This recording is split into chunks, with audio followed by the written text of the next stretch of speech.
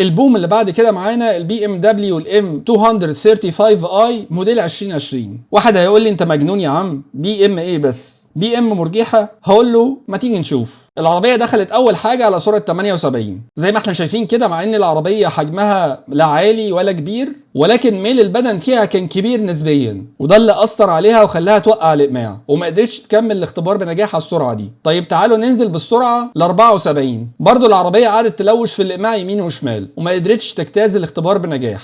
طب ننزل ل 71، نفس القصة ويمكن أسوأ. بالنسبة لعربية من عربيات بي ام دبليو الناس بتحلف بحياتها في الثبات، النتيجة دي نتيجة مزرية، وكانت أفضل محاولة ليها على سرعة 68، ودي السرعة الوحيدة اللي قدرت تكمل الاختبار فيها. يعني عملت أفضل محاولاتها على نفس سرعة الجيمني اللي أنا لسه كنت بهزق فيها من شوية دي. أي والله الاتنين عملوا أفضل محاولاتهم على نفس السرعة. طبعا أنا هشوف تعليقات من نوعية المؤامرة الكونية على بي ام دبليو وإني بكرهها والكلام ده، بس والله ما بإيدي، أنا بقول لكم اللي كلنا شايفينه، مش بخترعه من دماغي.